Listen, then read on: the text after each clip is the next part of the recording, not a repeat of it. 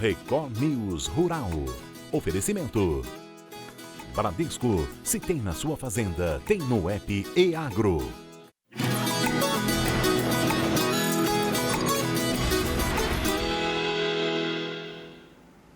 Olá, o Record News Rural está no ar e a gente começa hoje com um alerta. As enchentes no Rio Grande do Sul podem comprometer o abastecimento de alimentos em todo o Brasil. Antônio, que é gerente deste mercado em São Paulo, não conseguiu comprar arroz nem abacaxi dos fornecedores gaúchos.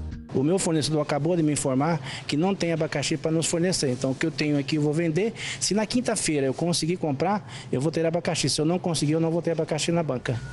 Segundo os especialistas, as enchentes que assolam o Rio Grande do Sul vão trazer prejuízos econômicos para todo o país. O estado é responsável pela produção de 58% do arroz no Brasil, 17% dos suínos, 13% das aves, 12% do leite e mais de 70% dos vinhos e sucos de uva consumidos no país. Apenas com relação ao arroz, os produtores gaúchos estimam perda de 30% da safra. Aqui neste mercado de São Paulo ainda tem estoque de arroz por mais 15 dias. Depois que acabar o produto, o gerente terá que reabastecer as prateleiras e repassar novos preços. E os consumidores já estão preocupados com o bolso. Com medo do preço aumentar, Cristiana está levando um pacote a mais de arroz. O preço do arroz já é alto e sabendo que é de lá, né, do sul, que vem, né, o arroz, aí é uma situação preocupante, né?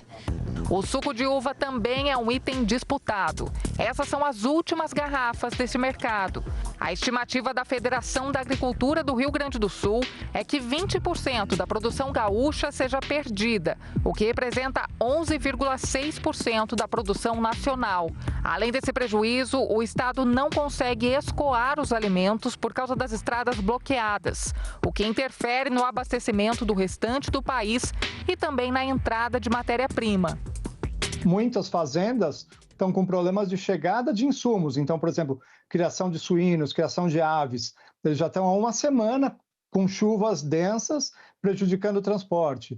E algumas estradas desapareceram, né? Então, assim, provavelmente esses animais vão ter dificuldade na alimentação e talvez não consigam sair da propriedade na totalidade como era previsto. A Associação Paulista de Supermercados informou que não há risco iminente de desabastecimento, mas que monitora de perto a situação. Nesta terça-feira, o presidente Lula chegou a cogitar a importação de arroz e feijão, caso seja necessário. Agora, com a chuva, eu acho que nós atrasamos de vez a colheita do Rio Grande do Sul. Portanto, se for o caso, para equilibrar a produção, a gente vai ter que importar arroz, a gente vai ter que importar feijão, para que a gente coloque na mesa do povo brasileiro um preço compatível com aquilo que ele ganha. E as chuvas intensas no Rio Grande do Sul, claro, deixaram muita destruição. Além de lavouras, o clima trouxe problemas para quem trabalha na atividade leiteira. Estruturas ficaram destruídas e os produtores não têm conseguido fazer a captação de leite cru. O setor lácteo brasileiro também tem sentido os impactos das enchentes no Rio Grande do Sul. Segundo informações divulgadas pelo CPEA, com áreas afetadas em todo o estado e estradas e rodovias interrompidas, a circulação de insumos do leite cru e dos lácteos vem sendo prejudicada. Além disso, a falta de energia elétrica e de água assolam diversas regiões, refletindo em toda a cadeia produtiva. Pesquisadores do CPEA alertam ainda que o comportamento sazonal dos preços ao produtor pode ser alterado. Há laticínios que interromperam a produção, seja por danos causados nas estruturas industriais, a falta de energia elétrica ou pela impossibilidade de efetuar a captação do leite cru nas fazendas. Laticínios e cooperativas que ainda mantêm as atividades relatam esforços em conjunto para conseguir viabilizar a captação de leite cru. Apesar das perdas, buscam alternativas para captar o leite de propriedade cidades menos afetadas e para realizar a distribuição de lácteos. Essas rotas, porém, elevam o custo logístico da operação. A dificuldade de acesso às fazendas prejudica a aquisição, sobretudo de ração, com relatos de racionamento e menor produção devido à má alimentação do rebanho. Há também relatos de situações mais críticas que resultam em descartes de leite no campo devido à falta de ração, energia elétrica e combustível. A falta de luz impacta o setor. No campo, impede a automação da ordenha e o resfriamento do leite. Na indústria, o processamento dos lácteos e a conservação. Fazendas e laticínios que seguiram operando contaram com geradores e combustível para alimentação. O abastecimento de lácteos para os canais de distribuição tem sido bastante prejudicado, principalmente por conta da situação calamitosa de Porto Alegre e da região central do estado. Com isso, há grande dificuldade de escoamento, o que compromete o abastecimento não apenas no Rio Grande do Sul, mas também em outros estados. Pesquisadores do CPEA afirmam que os prejuízos são visivelmente enormes, mas ainda incalculáveis. E as chuvas também têm impactado na produção de maçã no sul do país. Assim como para a maçã gala, a quebra de safra da Fuji pode ultrapassar os 20%, segundo especialistas consultados pelo Hortifruti CPEA, devido ao impacto negativo do clima. Cabe ressaltar que a variedade ainda estava sendo colhida quando as recentes chuvas intensas ocorreram no estado do Rio Grande do Sul. Neste cenário, acredita-se que a quebra de safra pode se acentuar. Durante o desenvolvimento da safra 2023-2024 em Santa Catarina e no Rio Grande do Sul, o inverno ameno foi negativo pelo período de dormência, deixando os pomares com menos energia para o desenvolvimento da brotação. Chuvas resultantes do El Niño ocorreram durante a florada, causando queda de flores e atrapalhando a polinização das abelhas. E as precipitações continuaram ocorrendo durante o desenvolvimento dos frutos, aumentando a pressão de doenças fúngicas. Assim, agentes acreditam que tanto a produção da Fuji quanto o calibre serão menores este ano. O preço da saca de café acumula baixa de 12% neste mês. Veja agora o motivo. Depois de subir em cerca de 20%, saltando R$ 200 por saca de 60 quilos, ao longo de abril, os preços do café iniciaram um maio em expressiva queda. Segundo levantamentos do CPEA, em apenas 3 dias úteis desse mês, as desvalorizações já atingiram 12% para o Arábica e a 15% para o Robusta, o que significa que mais da metade dos ganhos de abril foram perdidos. Com os recuos, o indicador CPEA Exalc do Robusta voltou a fechar abaixo de R$ 1.000 por saca. Em relação à colheita da safra 2024-2025 de Arábica, colaboradores do CPEA relatam que alguns volumes foram retirados em regiões do sul de Minas e de Garça, cidade do interior paulista, com o ritmo das atividades devendo aumentar na segunda quinzena de maio. Foi estendida a votação para a escolha dos mais admirados da imprensa do agronegócio brasileiro. Para falar sobre esse reconhecimento, converso agora com Vinícius Ribeiro, que é diretor de projetos da Jornalistas Editora. Seja muito bem-vindo, Vinícius, aqui ao Record News Rural. E esse prazo maior de votação se deve ao que ocorre no Rio Grande do Sul, não é? Bom dia, Kelly, bom dia a todos os espectadores da Record News. Realmente, a votação ela iria até hoje, né? Hoje seria a opção, mas devido a essa crise climática que a gente teve no Sul, e tem muitos jornalistas do Sul e veículos importantes do agro que são do Sul, e o foco é totalmente outro, né, nesse momento.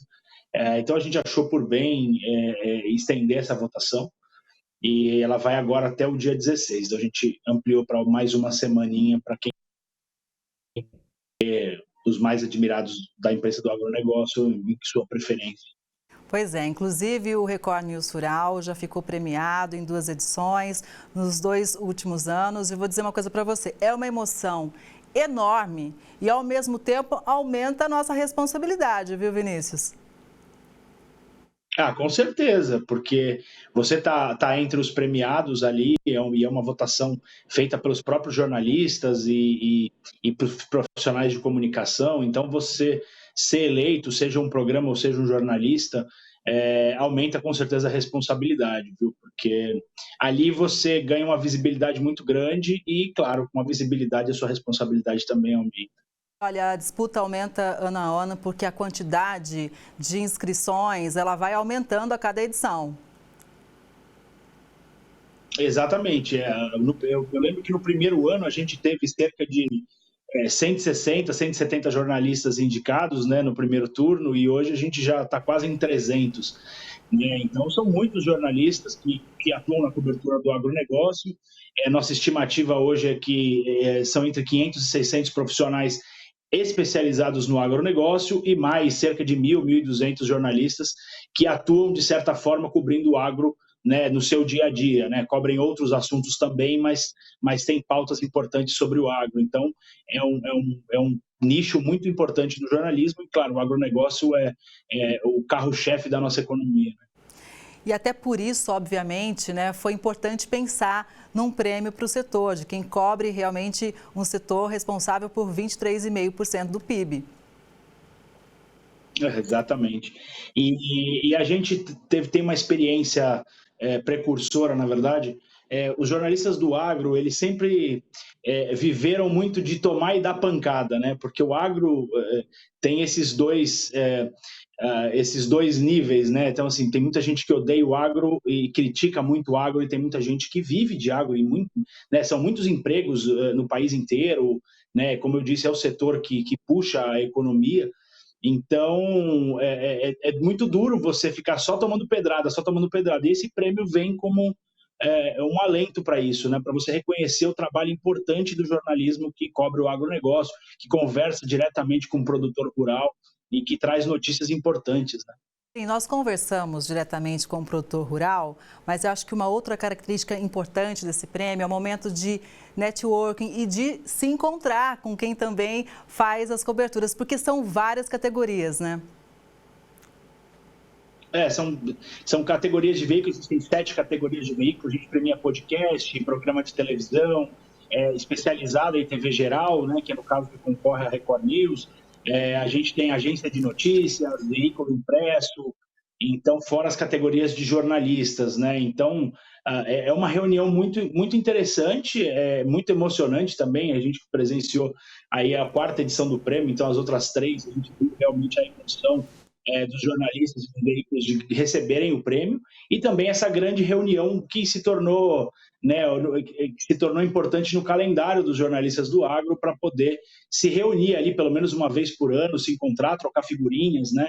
Enfim, e são muitos veículos premiados, então tem uma diversidade muito grande ali de veículos, uma diversidade regional também, vem jornalistas de vários lugares do país, e isso eu acho bem importante também. Vinícius, a emoção é muito grande, muito grande. O ano passado eu tive a felicidade, a honra de estar no top 5. Foi difícil falar lá, porque realmente a emoção é enorme. Então, Vinícius, parabéns pela iniciativa. A gente deu o recado aqui, votação segue até o dia 16 de maio. Espero que as pessoas participem e sucesso e por essa iniciativa, né? Parabéns por mais essa edição do prêmio. Muito obrigado, e obrigado pelo espaço que vocês sempre dão para a gente. Eu que agradeço mais uma vez. Obrigada e bom dia. E agora, claro, eu vou dar uma dica para você de como votar no Agro Record News, no Record News Rural. E temos 2 jornalistas, eu, Kelly Godoy, e Ingrid Alves. Veja como votar. A Record News está na final do prêmio Mais Admirados do Agronegócio do portal Jornalistas e Companhia. Na categoria Jornalista, você pode votar em Kelly Godoy. Oi, bom dia para você. O Agro Record News está no ar. E em Ingrid Alves. Todas as plantas dessa fazenda, que ocupa uma área de cerca de 7.000 hectares plantados, são digitalizadas. Já na categoria Programa de TV Geral, a Record News é a única emissora com 2 telejornais classificados. Vote em Agro Record News e no Record News Rural.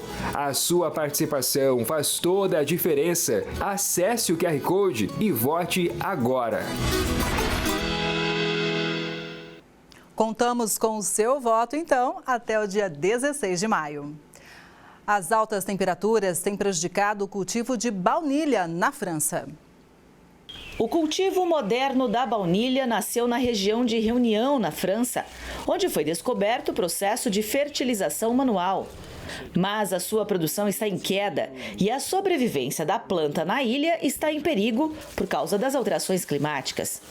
Para esse produtor e processador de baunilha, a colheita desse ano deve ser catastrófica. Segundo o proprietário, a temperatura disparou em toda a ilha. Só em 2023, os termômetros ficaram 2 graus Celsius acima do normal. Orquídea frágil e ainda misteriosa, a baunilha não precisa de fertilizantes para crescer, mas exige condições climáticas muito específicas.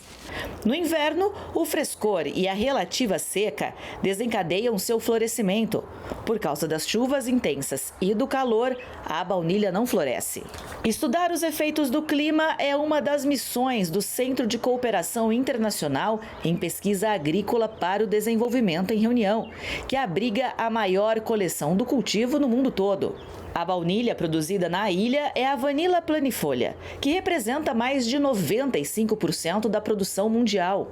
Após 20 anos de pesquisas, o centro validou em dezembro de 2022 uma nova variedade chamada Anda, resistente a um fungo que ataca a vinha da baunilha. Pesquisadores desejam continuar este impulso. A ideia não é substituir o atual cultivo, mas sim diversificar as variedades cultivadas. Assim, os produtores têm menos chances de perder tudo de uma vez quando chega um patógeno ou um período de seca. O preço da baunilha, segundo a especiaria mais cara depois do açafrão, é justificado pelas suas condições de produção. Quando um agricultor começa, tem que esperar de 3 a 4 anos antes de obter as primeiras flores. Ele deve, então, fertilizar cada flor manualmente, única forma confiável de obter vagens, segundo um processo descoberto por volta de 1840 por um jovem escravo na própria Ilha da Réunion. A colheita ocorre 7 a 9 meses depois, quando as vagens ainda estão verdes e sem cheiro. Vários processos longos e morosos, como escaldagem, parboilização e diversas fases de secagem antes da refinação, são ainda necessários para obter as vagens pretas com seu aroma característico. São tantas medidas de mão de obra intensiva que explicam o domínio dos gigantes do setor, Madagascar e Indonésia, que fornecem mais de 80% da produção mundial, cerca de 3 mil toneladas. A Ilha da Réunion produz apenas cerca de 20 toneladas de baunilha verde por ano. Agora, pesquisadores do local trabalham para aumentar ainda mais o cultivo em toda a região. Você tem acompanhado aqui no Record News Rural o drama do Rio Grande do Sul, que é atingido pelas enchentes. O foco deste momento é resgatar as pessoas, dar assistência e, claro, contando com os apoios dos governos e da sociedade em geral. Em relação ao agronegócio, todos sabem da importância do Estado nesse setor. E para dar um panorama dos impactos iniciais, eu converso agora com o secretário da Agricultura, Pecuária, Produção Sustentável e Irrigação do Rio Grande do Sul, o Giovanni Feltz. Bom dia, secretário. Dentro do possível, claro, em primeiro lugar, toda a nossa solidariedade ao Estado. E eu acho muito importante contar com a presença do senhor aqui no Record News Rural, porque realmente, por enquanto, ainda não dá para ter uma dimensão dos estragos, não é? Bom dia, Kelly. Bom dia, telespectadores. Obrigado pela solidariedade, importante e fundamental para os nossos irmãos gaúchos que estamos passando por momentos de grande dificuldade. Mas verdadeiramente não dá para você ter, de uma forma, a ter perfeição naquilo que a gente pode projetar em termos dos efeitos nefastos, naturalmente, produzidos por essa cheia que atinge mais de 2/3 dos municípios do estado do Rio Grande do Sul. Já ceifou uma centena de vidas, né, e que desalojou milhares e milhares de pessoas, fazendo com que o estado do Rio Grande do Sul venha se deparar com a maior tragédia da sua história. E, efetivamente, na área do agro, onde o Rio Grande do Sul é extremamente protagonista, temos grandes dificuldades, verdadeiramente, sim, ainda a serem solucionadas. Secretário, a primeira cultura que já ganhou destaque, inclusive nas manchetes por todo o país, é o arroz. A gente sabe da importância do Rio Grande do Sul na produção do arroz. O que a gente pode dizer exatamente sobre essa cultura em relação à colheita? Se nós não podemos estabelecer os efeitos que esse excesso de água acumulada nos últimos dias vai trazer para o restante da colheita da nossa cultura orizícola aqui no estado do Rio Grande do Sul, nós podemos afirmar que o volume até aqui já colhido chega próximo aos 83% de toda a nossa produção. E com altos índices de produtividade, naturalmente deve sofrer algum problema, que falta colher nesses 17% ainda de área de terra a ser colhida. Isso deve frustrar um pouco as expectativas e as projeções iniciais feitas pela nossa Emater aqui no Rio Grande do Sul, que davam conta de uma safra mais do que cheia, cheíssima. Né? Isso nos dá tranquilidade, porque o Rio Grande do Sul continuará a produzir por volta de 70% daquilo que é consumido no Brasil e daquilo que é produzido em termos de arroz aqui no Brasil, dando segurança alimentar para a nossa gente e nos possibilitando cumprir todos os contratos.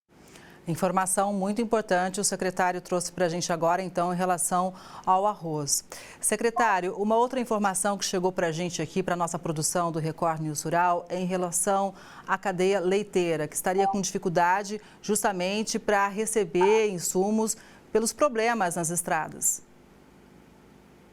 Isso é um problema realmente grave. Nós temos tentado flexibilizar algumas normativas aqui no estado do Rio Grande do Sul. O próprio governo federal, através do MAPA, também flexibilizou algumas nesse sentido de facilitar com que tivesse a maior fluidez do ponto de vista daquilo que é produzido na bacia leiteira ou nas bacias leiteiras aqui do estado do Rio Grande do Sul. Agora, verdadeiramente, em função de quase 1,5 km de rodovias estaduais, rodovias federais, de estradas vicinais, boa parte delas, ainda sem podermos estabelecer o montante do que significou essa trágica perda para o estado do Rio Grande do Sul, tivemos que criar rotas emergenciais que pudessem minimizar, mitigar os efeitos que essa chuva e essa água têm produzido. Isso faz com que nós tenhamos resultados, esperamos nós, amanhã, que possam ser coletados um percentual mais significativo do leite que é produzido, para definitivamente haver o processo de industrialização e, a partir daí, garantir com certeza nas gôndolas dos mercados o abastecimento de um produto tão importante. Aliás, não só na cultura do leite, não só na produção do leite, mas também nas outras cadeias. Esses problemas nós estamos enfrentando, mas tanto quanto possível, tomando medidas junto com as entidades representativas do setor da agropecuária do estado do Rio Grande do Sul, das proteínas animal do nosso estado, onde também somos protagonistas, no sentido de fazer com que as coisas venham a fluir dentro dessa anormalidade da melhor forma possível. Secretário, nós mostramos várias imagens durante a nossa programação de resgates de animais, mas animais de pequeno porte, né? Inclusive muitos pets. Em relação ao gado, por exemplo, os produtores rurais, os pecuaristas já começaram a trazer algumas evolutivas para a Secretaria em relação a esses animais? Eles estão ilhados? Qual é a situação? Muito esparsamente essas informações têm nos chegado e ainda existem regiões produtivas, áreas produtivas com as quais nós ainda não podemos ter acesso, de um modo geral, por terra. E isso tem dificultado para que a gente possa estabelecer uma mensuração dos efeitos que se abateu em relação às nossas produções aí. Especialmente também pode-se considerar a questão da produção do leite, e igualmente nós temos algumas dificuldades por conta das estradas vicinais, dos pontilhões, das pequenas pontes interioranas do nosso estado. Mas, tanto quanto possível, vem se resgatando as condições de trafegabilidade e, naturalmente, sim, pouco a pouco, reconstituindo uma malha que possa minimamente dar um pouco maior volume de segurança, certamente esses números serão mais precisos. Mas é evidente que houveram perdas de muitos animais, e certamente isso traz reflexos do ponto de vista econômico e social, a gente não tem dúvida. Ainda mais num estado que no ano próximo passado teve grandes dificuldades em algumas regiões mais localizadamente. E nos últimos 4 anos teve um revés muito grande, onde 3 anos foi de estiagem. Portanto, o Rio Grande do Sul vem sendo, entre aspas, brindado com desafios extremamente fortes por conta das questões climáticas e da natureza, que tem nos produzido aí, com certeza, resiliência, mas também tem nos feito fazer com que percebamos a solidariedade de gaúchos com gaúchos e de brasileiros e brasileiras para com o nosso estado e a nossa gente aguerrida e produtora. Com certeza. Inclusive, nós acompanhamos o drama da seca do ano passado e agora o cenário é completamente o oposto, não é, secretário? Agora, assim como o senhor nos deu um panorama em relação à colheita de arroz, o que a gente pode dizer em relação ao milho e à soja? A soja nós colhemos em pouco mais de 70% da área plantada no estado do Rio Grande do Sul. Temos algumas dificuldades e um volume maior para ser colhido, porque foi plantado um pouco mais tarde, a janela se estreitou na região sul do estado, que é a região que agora começa a perceber efeitos da água e começa a descer por conta da bacia do Guaíba, chegando até a Lagoa dos Patos e lá na Lagoa dos Patos desembocando no Oceano Atlântico. É a região sul do estado. Essa região tem ainda uma área a ser colhida e, claro, as projeções que davam conta igualmente de safra cheia para esse percentual de 20 e tantos por cento que ainda não foi colhido aqui no Rio Grande do Sul, deve ter alguns reflexos do ponto de vista da diminuição das suas expectativas.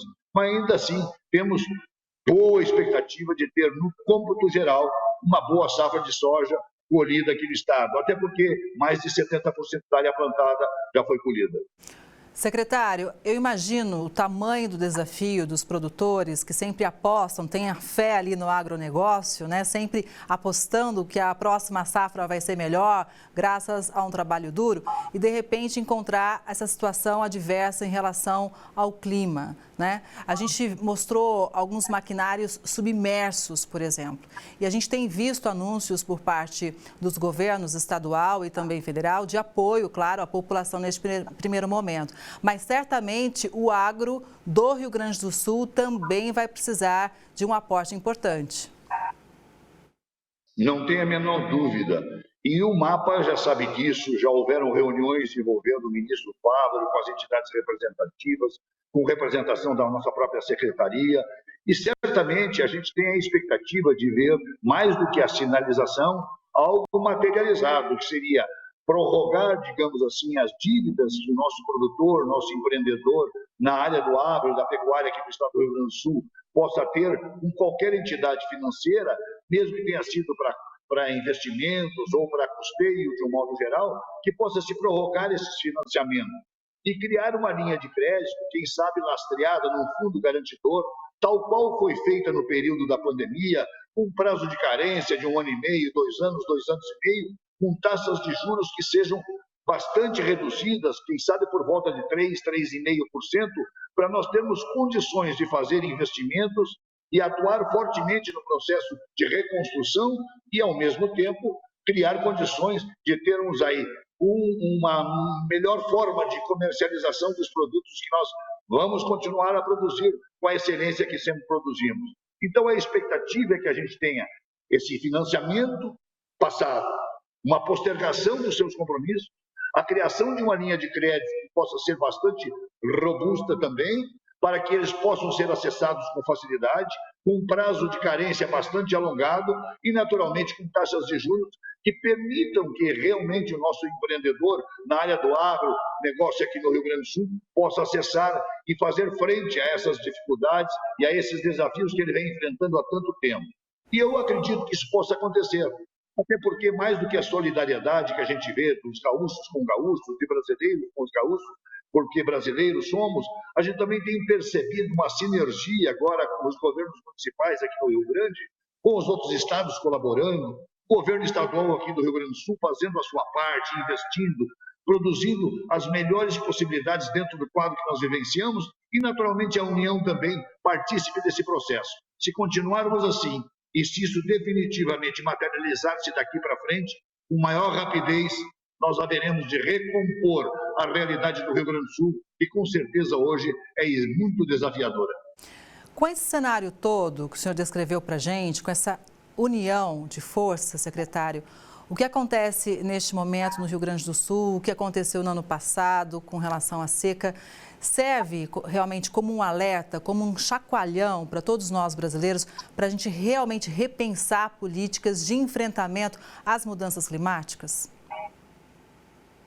O Rio Grande do Sul tem preocupação, especialmente no governo Eduardo Leite e Gabriel Souza, de orientar no sentido de que as políticas públicas estejam absolutamente alinhadas com a questão da sustentabilidade, De forma transversal, temos atuado também nesse processo de cheia que se abate aqui no Rio Grande do Sul, mas também em tempos um pouco mais normais, de forma transversal, nós temos atuado com a Secretaria de Meio Ambiente, a própria Defesa Civil, as outras secretarias e a Secretaria de Agricultura do Estado do Rio Grande do Sul, no sentido de fazer valer com que a gente mantenha as condições daquilo que a legislação federal está a exigir e a impor, mas que também crie-se condições de ainda mais, com sustentabilidade, continuar a produzir.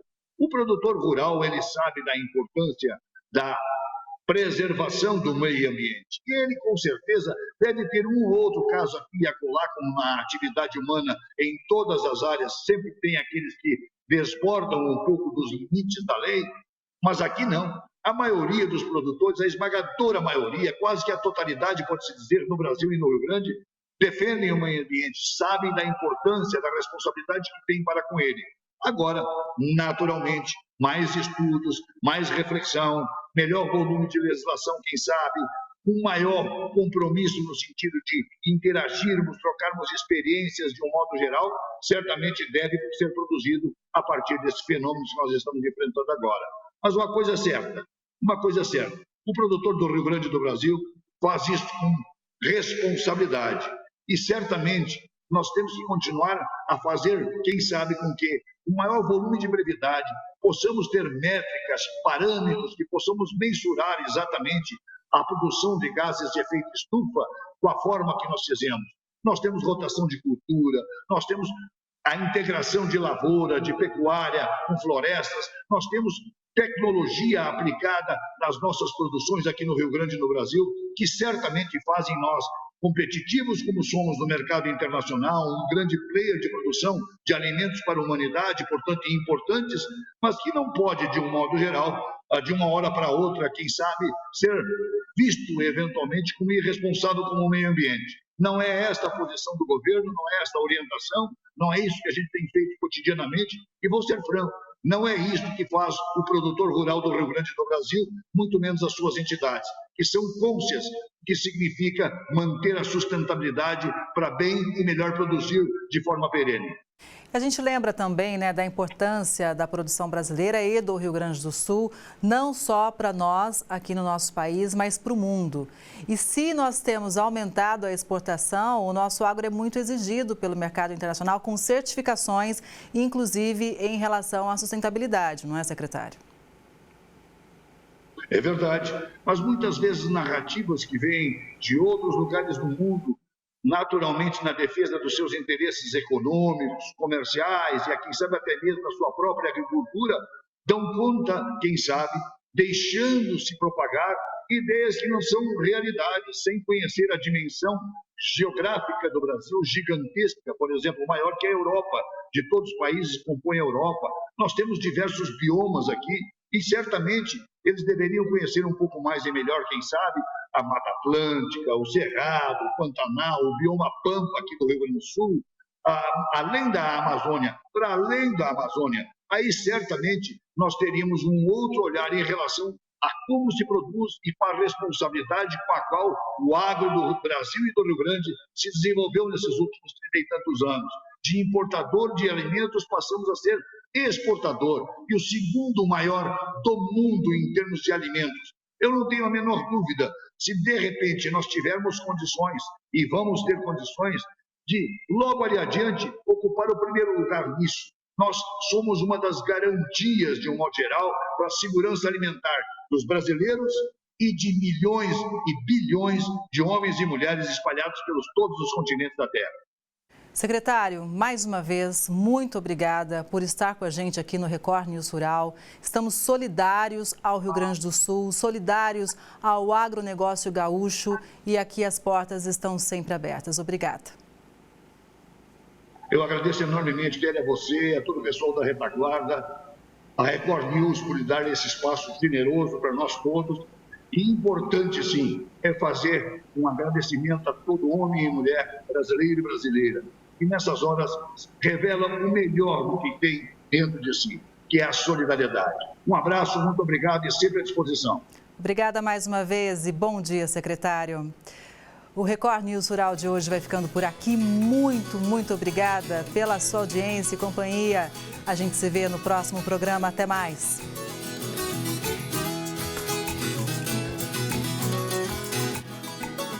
Record News Rural. Oferecimento.